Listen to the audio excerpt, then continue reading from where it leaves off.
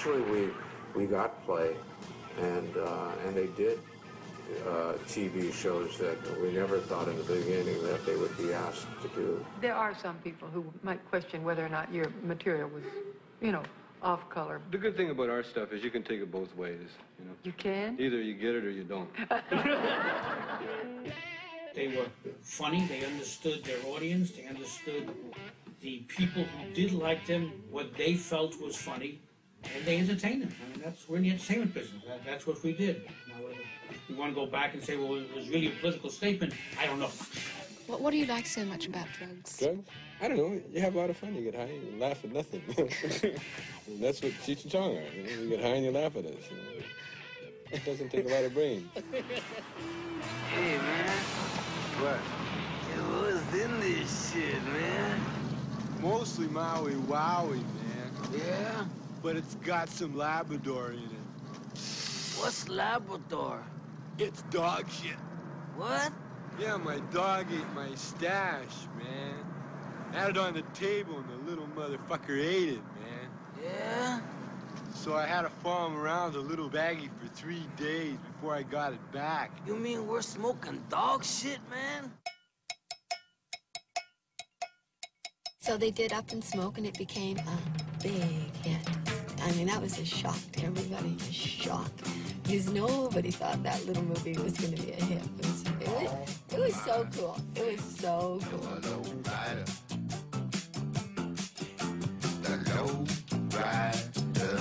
is a little higher.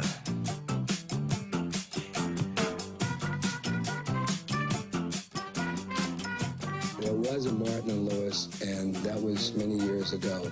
Before that, there was Abbott and Costello. Before that, there was Laurel and Hardy. Today, there is only Cheech and Chong. You said you don't want to hurt anybody, but there are some people that say that by doing dope in the movies, and these kids come to the movies and they see you doing that, you're hurting those kids. Only if you take their position that drugs are bad. And we take the position that some drugs are not only harmless, but are good for you. And we're not the cause. We're only doing what's out there now, popular.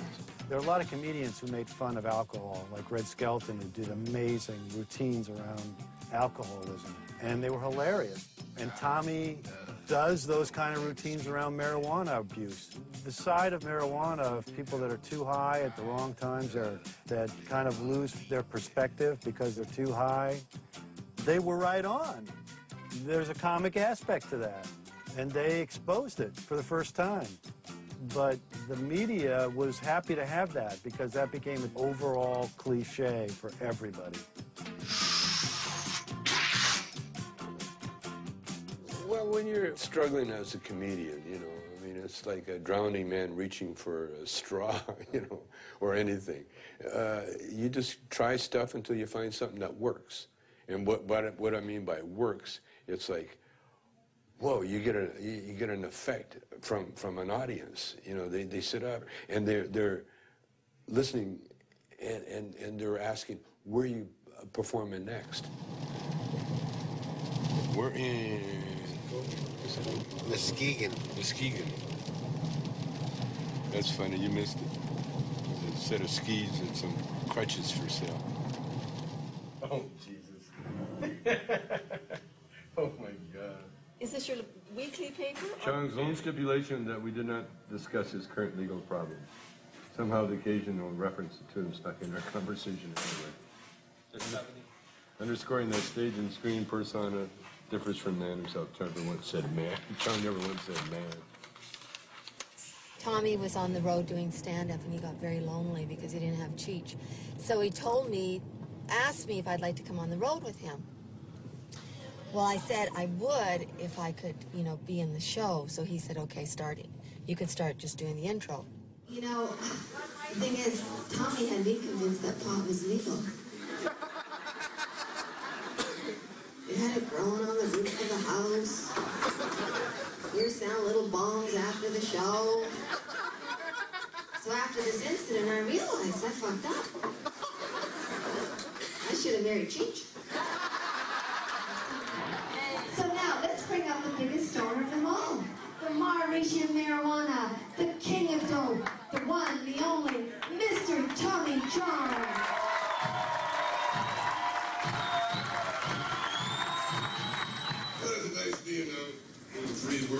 Okay, man. I thought if I'm going to get popped, it needs a pot. My mom.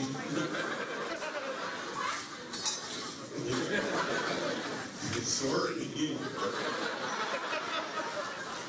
Apparently, they had been following Tommy for the last year, and because we had this Chong glass business, there's a law in the books.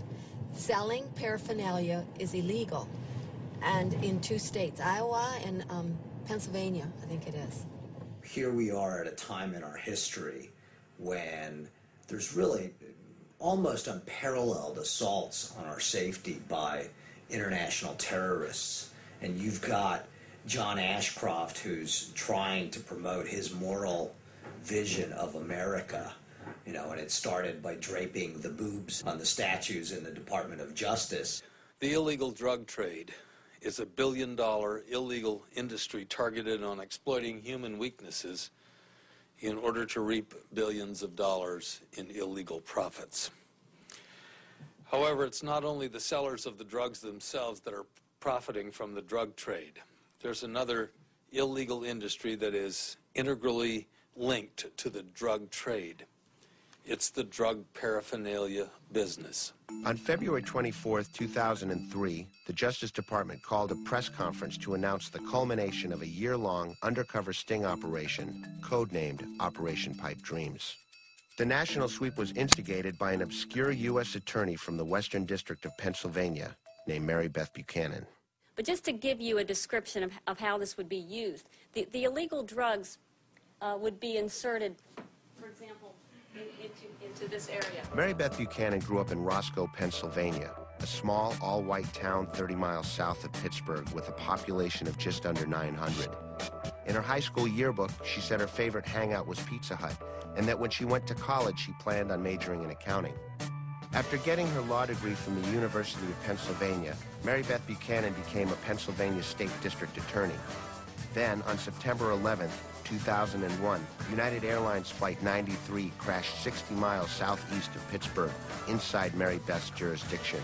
Her involvement in 9/11 catapulted her to prominence within the law enforcement community.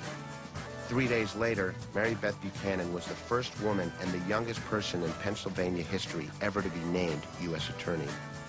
For her first major operation, Mary Beth named Tommy Chong her #1 target, because Tommy Chong's entertainment career glamorized the use of marijuana.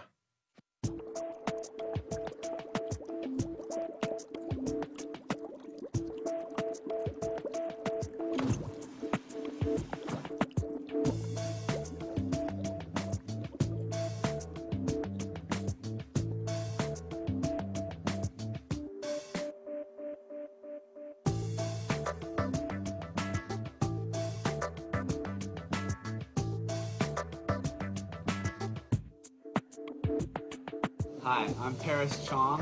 I'm the oldest son of Tommy Chong. I've got him right here, and he's going to be on my shoulder today.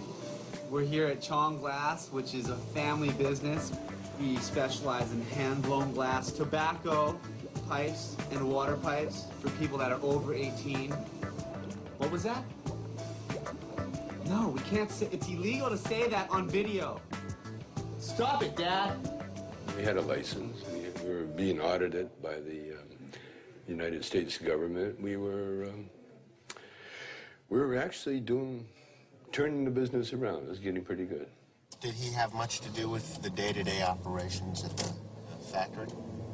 No, I mean, his ideas are so way out, so creative that it really interfered and kind of was conflicting to any kind of manufacturing or business where there's a serious budget constraints, you know. So he wanted to make like a $1 million bong, you know, have it gold plated, diamonds on it, and he wanted to have it for. I mean, I'm serious, and he to this day he probably still thinks it's a great idea. He wanted to display it and have it, and he believed that there was a market for $1 million bong.